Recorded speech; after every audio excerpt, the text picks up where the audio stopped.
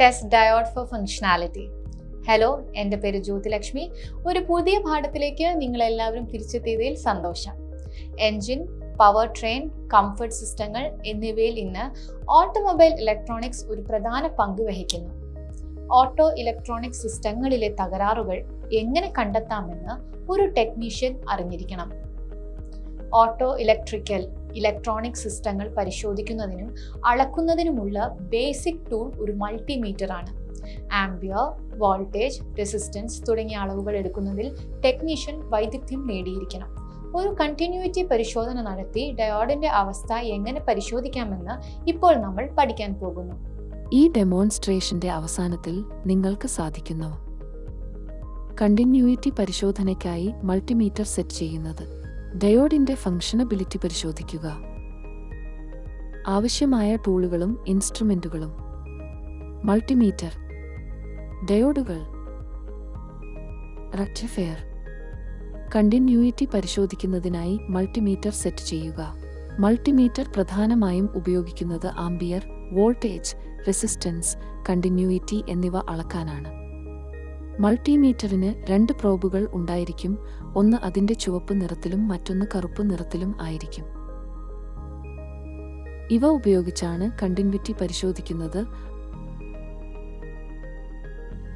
ഒരു സർക്യൂട്ട് അല്ലെങ്കിൽ കോമ്പോണന്റിലൂടെയുള്ള ഇലക്ട്രിസിറ്റിയുടെ തടസ്സമില്ലാത്ത ഒഴുക്ക് വിലയിരുത്തുന്നത് ഉൾപ്പെടുന്ന ഒരു പ്രക്രിയയാണിത്. കണ്ടിന്യൂറ്റി പരിശോധിക്കാൻ ബ്ലാക്ക് കളർ പ്രോബിനകവും പോർട്ടിലേക്ക് കണക്ട് ചെയ്യണം. മാവ് പോർട്ടിൽ ചുവന്ന കളർ പ്രോബും. തുടർന്ന് കണ്ടിന്യൂറ്റി അളക്കാൻ സെലക്ടർ നോബ് തിരിക്കുക. ഇപ്പോൾ മൾട്ടിമീറ്റർ കണ്ടിന്യൂറ്റി പരിശോധിക്കാൻ തയ്യാറായി കഴിഞ്ഞു. നമ്മൾ ഡയോഡിന്റെ ഫങ്ഷനബിലിറ്റി പരിശോധിക്കാൻ പോകുന്നു. ഒരു ഡയറക്ഷനിൽ മാത്രം ഇലക്ട്രിസിറ്റി സപ്ലൈ ചെയ്യുക എന്നതാണ് ഡയോഡിന്റെ പ്രവർത്തനം. കറന്റ് ഓപ്പോസിറ്റ് ഡയറക്ഷനിൽ ഒഴുകുന്നുവെന്ന് കരുതുക. ഡയോഡ് കറന്റ് ഒഴുകാൻ അനുവദിക്കില്ല. ഇപ്പോൾ അളക്കാൻ ഒരു ഡയോഡ് എടുക്കുക. ഇതിന് ആനോഡ്, കാഥോഡ് എന്നിങ്ങനെ 2 ടെർമിനലുകൾ ഉണ്ട്. കാഥോഡ് ഒരു ലൈൻ കൊണ്ട് അടയാളപ്പെടുത്തിയിരിക്കുന്നു.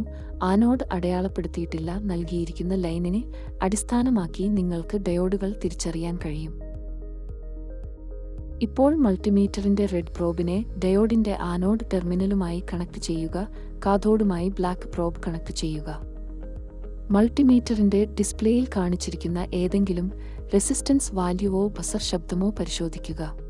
ഇപ്പോൾ കാഥോഡും ആനോഡ് ടെർമിനലും ഉപയോഗിച്ച് പ്രോബുകൾ മാറ്റുകയും ഡിസ്പ്ലേയിലെ ഏതെങ്കിലും റെസിസ്റ്റൻസോ ബസർ ശബ്ദമോ പരിശോധിക്കുക. ഡയോഡ് നല്ലതാണെങ്കിൽ മൾട്ടിമീറ്ററിൽ നിങ്ങൾക്ക് ബസർ ശബ്ദവും റെസിസ്റ്റൻസ് വാല്യൂവും ലഭിക്കും. നിങ്ങൾ പോളാരിറ്റി മാറ്റുമ്പോൾ ഡിസ്പ്ലേയിൽ നിങ്ങൾക്ക് ഓവും ബസർ ശബ്ദവും ലഭിക്കില്ല. നേരെ മറിച്ച് ടെസ്റ്റ് സമയത്ത് ഡയോഡ് 2 ഡയറക്ഷനിലും വാല്യൂ കാണിക്കുന്നുവെങ്കിൽ അത് ഡയോഡ് നല്ലല്ലെന്നും റീപ്ലേസ് ചെയ്യണമെന്നും സൂചിപ്പിക്കുന്നു. ഓട്ടോമൊബൈലിൽ ഉപയോഗിക്കുന്ന ആൾട്ടർനേറ്ററുകൾ ഡയോഡുകൾ അടങ്ങിയ ഒരു റക്റ്റിഫയർ ഉപയോഗിക്കുന്നു.